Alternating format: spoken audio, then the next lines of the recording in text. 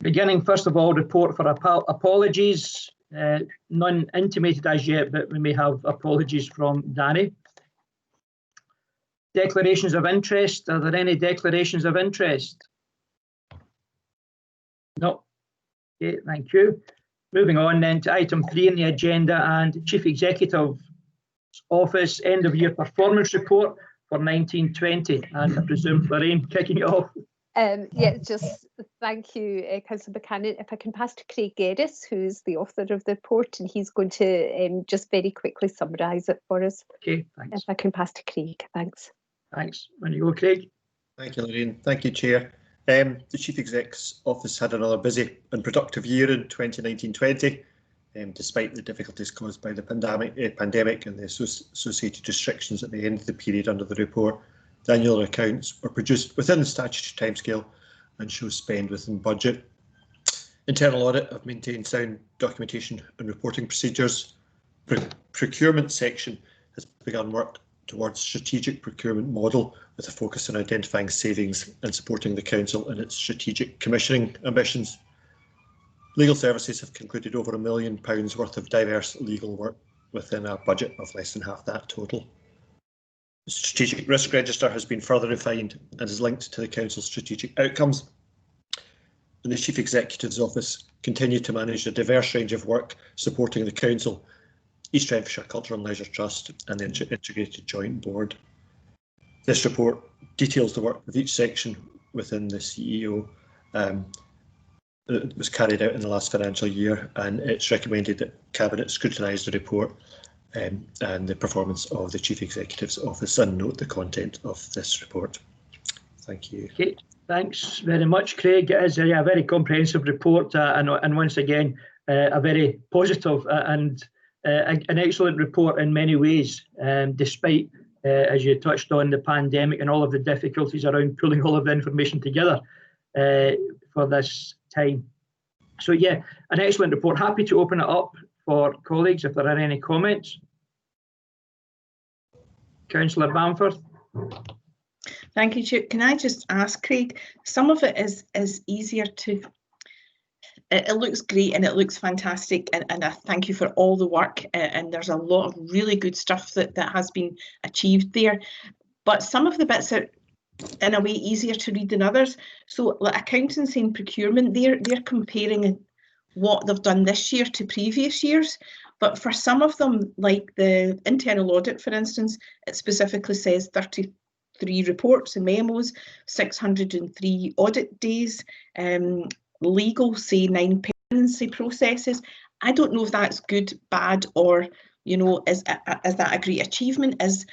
You know, it's hard to understand what those outcomes mean, whereas in some other departments, the efficiency is quite specific and has a measurement of previous years or other councils or whatever. And I'm not trying to give you extra work, because I understand how much work goes into this, but it just as a standalone, it makes it very difficult to understand if those were good achievements or average achievements. Could you clarify? Thank you, Councillor. I'll certainly take that for next year. It's a good point that these numbers on their own it can be difficult to find meaning in them without a comparison between this and previous years, and we'll certainly take that on board and make sure that next year there's more meaningful comparisons in it. Thank you.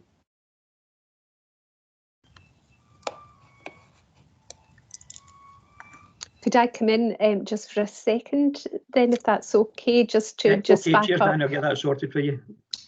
Okay, just to back up what Craig was saying, we can get that sorted.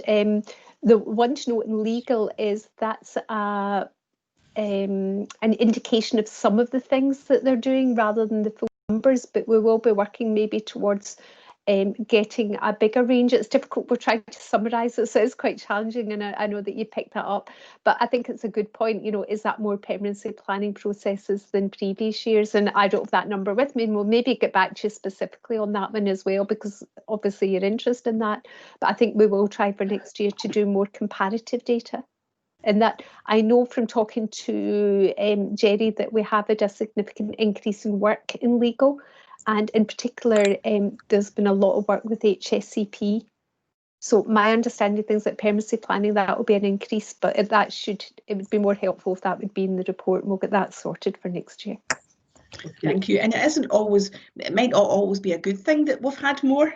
You know, however, you know, just a little bit more explanation as to what this figure means, or what you know, it could be that we have less but they're more complex. And I understand we don't want to have too much in the report, because then it would require too much reading and too much information, but somewhere in between, a balance, I think, would be helpful for me anyway, to know, are these good efficiencies or are they not? Yeah. Okay, thanks for that, Councillor Bamford. Can I just ask Paul or Leona? Danny has just called me there and says he's in the waiting room, or he's trying to get in. Could you maybe have a look and see if there's anything we can do? Thank you. I'll give him a call just now, Councillor Buchanan. Right, thanks, Leanne. Okay, Alan, you wish to come in? Oh, you're still on mute. Sorry, thanks, Tony. I'd just like to ask the Chief Executive, it's a small matter, but I'm just wondering why we've changed meeting dates. The CMT no longer meets on a Tuesday from time immemorial, as they have done. I was just wondering if that was due to external pressures, or is it just to make things work more efficiently here in East Wren?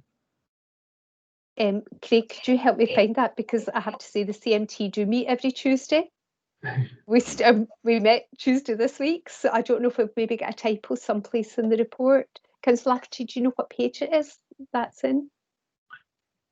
It's actually because I would have a briefing this morning, but I was advised that would not be possible because the CMT. I can clarify that. I think I know what Councillor Lafferty is asking. It used to be that the CMT before COVID met every Tuesday, but after COVID. Danny, they're trying to get. Okay, but after COVID, because of the emergency nature of the things and the things that the CMT had to deal with, the CMT started to meet every day, and then that was changed so that we now meet on a Tuesday and a Thursday.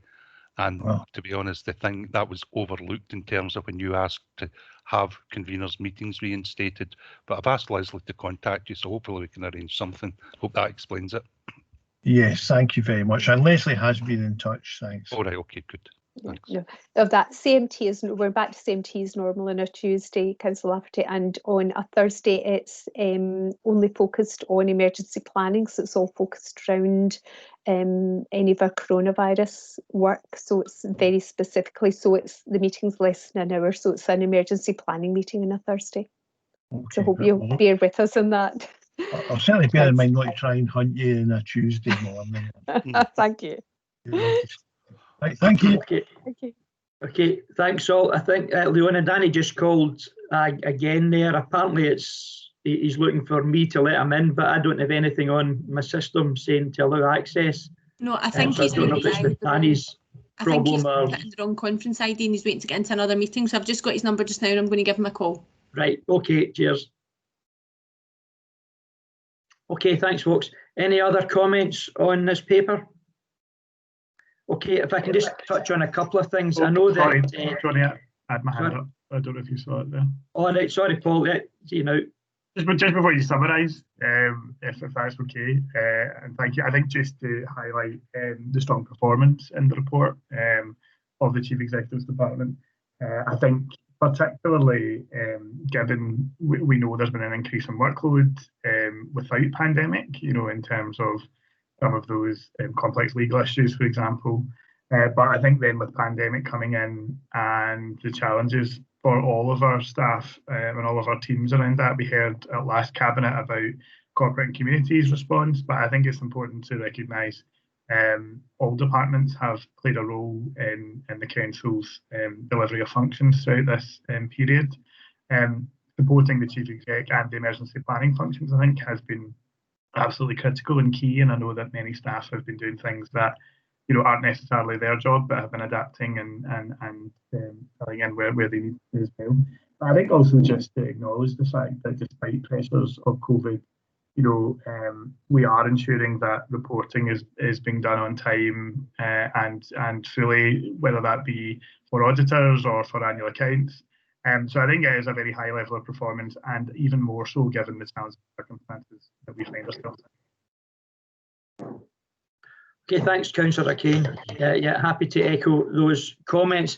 Just a couple of other points I'd like to make. Obviously, during this time, and it is an excellent report, but we've also been introducing new systems as well as working with our older systems. So the additional work involved in doing that to get us to a better place longer term has been important. I can also touch on, perhaps maybe the only one of the downsides was in terms of... Unknown participant is now joining. In terms of invoices, which is perhaps down slightly, and I know that the numbers, it's always very difficult to pay within 30 days, and we've had ongoing issues with that for a number of years, and hopefully we'll see that start to improve again as well with all of the new systems that we will now have in place, and I know that that's part and parcel of that design format to do that. And it was also good to see that procurement has been very much on the ball despite a lot of the difficulties that we've had. But again, that's moving in a positive direction, and that's been good to see as well. So thanks very much again for an excellent report. Can I now just go to our recommendations? I think we've scrutinised the report and note that this report has a summary of the Chief Executive's end of year performance, Chief Executive Office end of year performance for 19 and 20. I'd be happy to agree that. Thank you. Okay, assume that's you now joined us, Danny. Have we got you? Yes, I'm here now. I'm here. Right, excellent. Okay, I think just moving on to item 4 on the agenda and the redesign of homelessness services in East Renfrewshire. I presume Andy or Phil coming in on that. Thanks, Leader. I'd be happy to bring Phil. Phil's joined us today for the meeting. Okay, good morning. This paper is looking at a redesign of the council's service in relation to homelessness. Now, we have relatively small numbers that present each year, between 250 to 300 people, and we are already a very good service, but obviously we want it better. We want to have an excellent service. I think one thing that COVID has shown is how close a lot of people are to potentially becoming homeless if they lose their job or if they have an issue with their benefits. So it really is essential that as a council we have an excellent homeless service. And one of the key things about this paper, one of the key points we wish to get across is that it's not just about housing. In order to address the issues of homelessness, it's a corporate issue. It involves money advice, Citizen Advice Bureau, HSCP, education. Everybody that works for the council and the partner organisations that work with the council all have a role to play in able to, if we wish to effectively address the issues in relation to homelessness.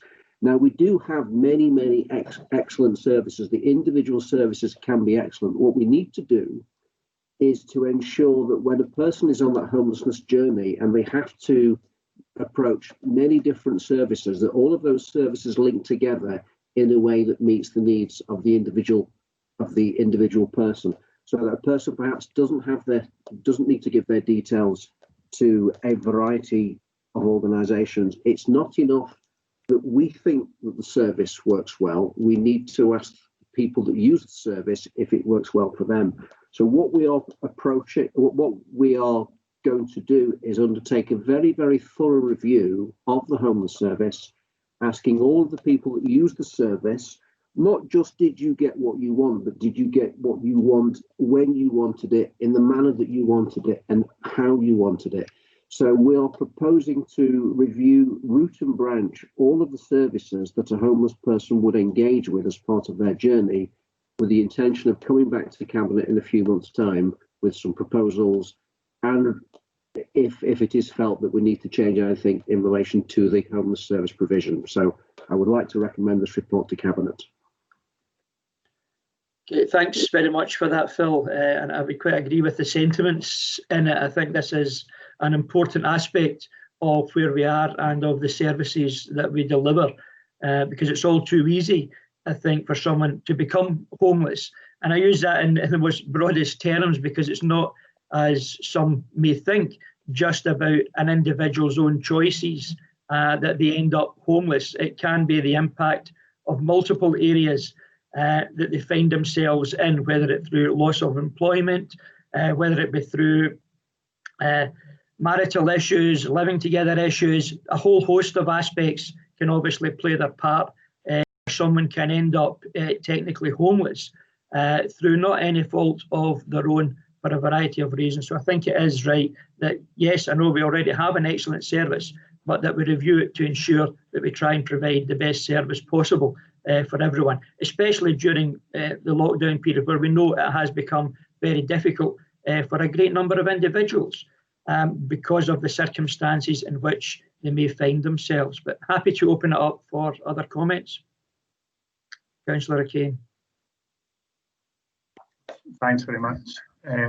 Leader, I think I would agree with your sentiments and what you said there, but I think the key part for me in the report is about that holistic approach we take in East Renfrewshire to homelessness. It's not simply for the housing team to find homes. That's a very important part of it, and housing first principles are becoming more and more important. But you must have that network of support, that programme of support around individuals and families, so that they can sustain tenancies. Also, I think to do some work around supporting people before they become homeless. I think you rightly say there, Tony, about the variety of circumstances where someone might find themselves homeless. I think our Money Advice and Rights team and CAB and others, do a huge amount of work to support people who are in crisis or indeed before they come to that point. So I think it's really welcome to see a kind of holistic approach as always, and taking the opportunity to review what we're doing well and looking at how we can improve that. And I think it's particularly important because unfortunately we all know that the economic situation is challenging. It will be challenging as we come out of pandemic and move into the future. So we need to be ready and we need to have that real preventative agenda. So I think I would just welcome the report and look forward to people being able to feed into that, particularly people who've had experience of the service. Yeah. No, absolutely. Any other comments? No. Okay, I'll be happy then with the recommendation that we note the need to review the approach to addressing homelessness across East Renfrewshire and the importance of a corporate approach in tackling the issue. Happy to note that report. Thank you, colleagues. Moving on to item 5 on the agenda and the response to the Audit and Scrutiny Committee investigation on income generation and commercialisation. Good morning. Good morning, Chair. Jill Derbyshire here. Thank you. Hi, Jill. How are you? Thank you. The Audit and Scrutiny Committee undertook an investigation into income generation and commercialisation opportunities within East Renfrewshire Council. This included a range of meetings with departments and services, focusing on current work to achieve savings, generate income and new commercialisation opportunities. Working closely with the Audit and Scrutiny Committee, my colleague, the Scrutiny Evaluation Officer, prepared a final report with recommendations which was submitted to and approved by the Audit and Scrutiny Committee on the 21st of November 2019. A total of 12 recommendations were made in the report. All of these have been accepted and agreed by the responsible director, and further information and an update on progress made to date where this is available is included in Appendix 1 to this report. It was agreed that a further report would be considered by Cabinet approximately 6 months from November 2019. Since this time, the Council has had to deal with the COVID-19 pandemic. This challenging situation has inevitably required departments to focus on delivering essential services. Some aspects of the report recommendations have still to be fully considered by directors, and although some initial progress has been made, it is important to note that most of the work could only be taken forward once the focus of the ongoing COVID-19 challenge has reduced. It is recommended that the Cabinet considers and approves this response to the Audit and Scrutiny Committee's report of the 21st of November on its investigation on income generation and commercialisation opportunities, and notes the progress made to date by departments in relation to the implementing the recommendations where accepted. Thank you. Okay, thanks very much for that, Jill. Happy to open the report up for any comments. Councillor Bamford. Thank you. Can I ask a question about recommendation 6, about that specifically mentions that East End Council percentage spend with local and small businesses is low, and that we are, and I welcome it, the fact that we're trying to improve that, increase it. I'm just wondering why that historically has been the case. Is it because of the limited number? Obviously, we're more of a suburb, a residential area, so we don't have businesses in the way that other local authorities do. Is it because we have less businesses that in the past we haven't given out more local contracts, or is it around procurement rules and legislation that has hamstrung us basically? Oh, Lorraine, you wish to come in? Yeah. Yep. It's very much the first thing, Councillor Bamford. We don't have a big business base. So if you compare to an area like Glasgow, which has a high number of businesses per head of population compared to ourselves, so there are less businesses available to take the work. So our percentage will always be at the lower end of councils in Scotland. However, that doesn't mean that we shouldn't work on it. So we're doing everything we can.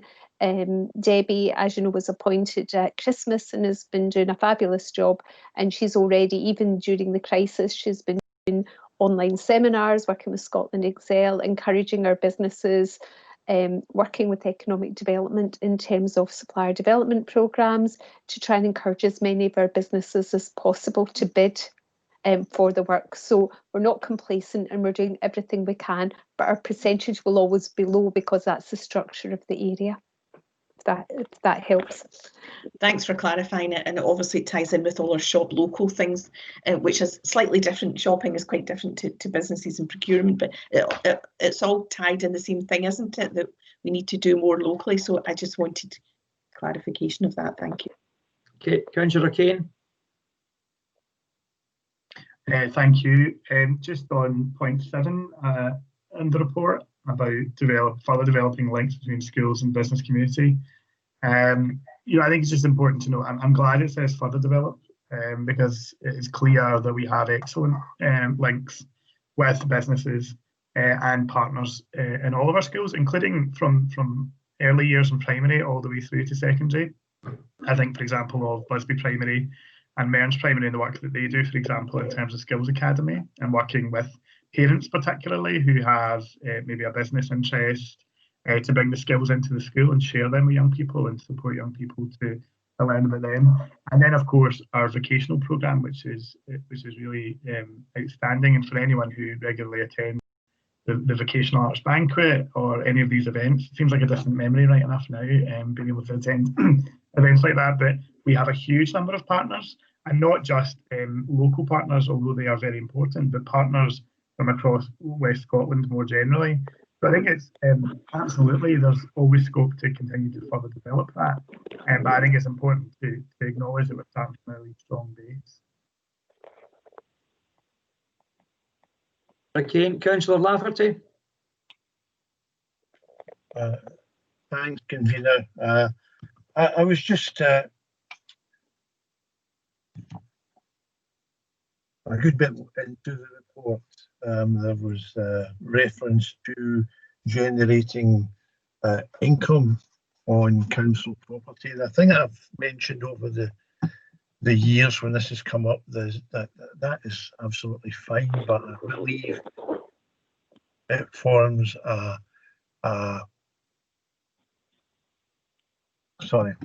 it poses a threat to passengers or drivers or motorists passing by roundabouts if they've got nice big signs that are catching their attention. However, I see in the report that it's still under review, this section, and the Director of Environment is looking at it further.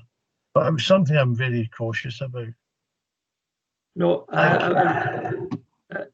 thanks, Councillor Lafferty. No, I agree. I think for a long time now, when it's been suggested about utilising the open spaces and roundabouts, etc., it's that balance between what we can do on a safety basis and ensuring that there aren't distractions there for road users. And I think that is a fine line sometimes, but one that I'm sure Health and Safety will keep an eye on, and the Director will keep an eye on in terms of that. I think overall, thanks, Jill, for the report. I think it gives us an up-to-date position on where we are. I think it's good that all departments are looking at it and looking to maximise any income that we can from across the area to help utilise the services that we provide. I think another note, it is worth pointing out the difficulties with the pandemic and where that has perhaps slowed up the effort to do some things, but equally as we hopefully maybe start to move towards recovery and renewal, that we take those things on board and are able to look at new ways of working, perhaps in order to maximise the income for the authority and ultimately therefore for the residents and those that we provide services to. So thanks very much for that. Are we happy then with the recommendations of the report? We have considered it, the report from the 21st of November 19 on its investigation and income generation and commercialisation opportunities within the council, and note the progress made to date by the departments in relation to implementing the recommendations where they have been accepted. Happy to note that. Thank you, colleagues. Moving on then, item 6 on the agenda, the Strategic Risk Register and Risk Management Progress. Thank you again, Chair. Jill, yeah. This report provides the latest annual update of the Council's Strategic Risk Register. The previous update of this document was considered by Cabinet on the 6th of June 2019. This report was due to be considered in May 2020, but was delayed due to the COVID-19 pandemic. The Strategic Risk Register sets out the key strategic risks to be considered by East Renfrewshire Council and details the actions put in place to manage these risks. A thorough review of all the risks on the register has been undertaken by the Corporate Management Team. Appendix 1 of this report sets out the current Strategic Risk Register. In detail, the changes since this document was last reported are that 3 new risks have been added to the Strategic Risk Register, 1 risk has been removed from the register, and 4 risk descriptors were amended to reflect the current situation. The risk map on page 57 shows the spread of risks, and the table below shows the risks count by strategic outcome. There are currently 33 risks, of which 15 are evaluated as high and 18 medium. Given the current COVID-19 pandemic, the Strategic Risk Register is reviewed and updated frequently as appropriate to reflect the current live situation. It is recommended that the Cabinet is asked to consider and note the development of the Council's Strategic Risk Register, noting that this is considered a live document and will be updated and amended by the Corporate Management Team as appropriate. Thank you. Thanks very much, Jill. Happy to open it up for any comments. No. Again, thanks for Councillor Bamford. Sorry, can I just ask about item 10? The item that I know it's been removed, but I just wondered what I can guess what it is when we've removed the possible judicial review into the instrumental music service.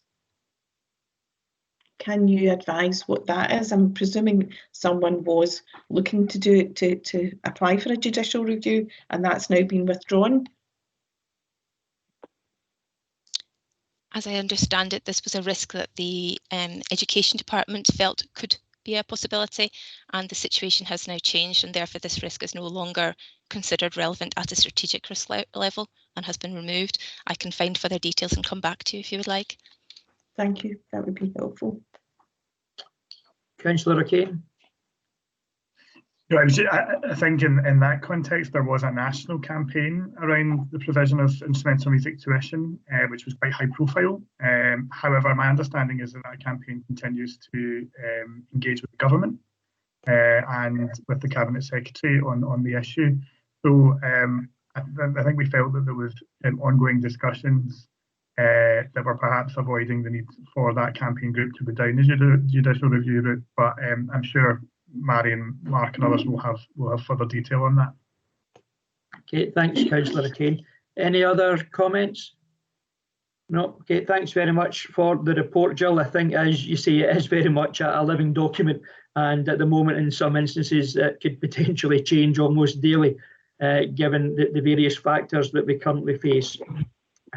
On that note, I think obviously there's a number of longer term issues there which we regularly keep an eye on, but with the 3 new ones in relation to the pandemic and COVID coming on board, I think again we are all more than aware of the circumstances in relation to that and the risks that can be involved. I'll be happy to note the development of the Strategic Risk Register, noting that it is considered a live document and will be updated and amended by the corporate management team as appropriate. Okay, thank you, colleagues, for that. Thank you very much for your diligence this morning. That concludes all of our business. So thank you very much and enjoy the rest of your day, colleagues. Thank you.